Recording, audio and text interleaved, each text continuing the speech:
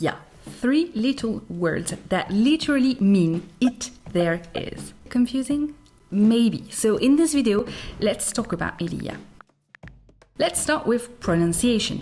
How to pronounce il y a. There are actually 2 ways to pronounce it. The first one is il y a, where you pronounce everything. That's standard French, one that will pass anywhere and anytime. The second way is ya, sometimes spelled Y''A, which is the spoken French version. Ya. Ya would be used in informal situations when speaking or in songs or poems to make everything rhyme because there is only 1 syllable. The one you want to use depends on your goal, but you will hear ya a lot, so maybe it's a good idea to use this one when you speak. But how do you actually use it? How do you use il y a? Well, there are 2 cases. You can use it to replace there is or they are. If in English you would use there is or they are, you can use il y a in French. There are monsters under my bed becomes il y a des monstres sous mon lit. There is a problem, il y a un problème. Simple. The second way to use il y a is to use it to introduce a period of time. A period of time in this case would be a length of time, so it could be 1 day, 2 days, 3 days, an hour, 3 years. Here in our examples we have 2 years. Il y a 2 ans que je suis célibataire literally means there is 2 years that I'm single, and in English you would translate it into I've been single for 2 years. In all of those situations you could generally use depuis, but you would actually put depuis at the end of a sentence. Je suis célibataire depuis 2 ans. I've been single for 2 years. Where do you place il y a in a sentence? Good question. Il y a is always at the beginning of a sentence or at the beginning of a proposition. Remember propositions? If you don't know, I have a video about it. Il y a 2 jours que je suis là. There are 2 days that I am here. That's the literal translation. In English, you would give I've been here for 2 days. We have il y a at the beginning of a sentence here. Émile n'est pas content parce qu'il y a 2 jours qu'il attend.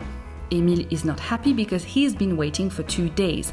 We have il y a at the beginning of a proposition here. Il y a is always at the beginning. That's valid, unless it's a question, in which case it depends on the type of question that you want to ask.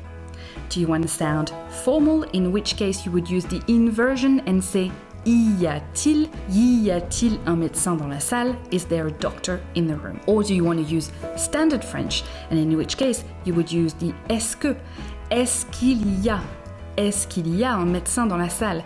Is there a doctor in the room? Or do you want to be informal and just simply say il y a un médecin dans la salle?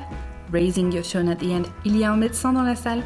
Is there a doctor in the room? Now, if you want to know more about the 3 types of questions, I actually offer a free course about it to anyone who buys my book. The link is in the description below. We have il y a. We know when to use it, how to pronounce it, and even how to ask questions with it. Now, we need to be able to conjugate it. How do you conjugate il y a? Well, because a in il y a is actually a verb. It's the verb avoir. You need to conjugate it to the right tense. For that, you need to know how to conjugate the verb avoir at the 3rd person of the singular. There was 2 men in front of me becomes il y avait 2 hommes devant moi.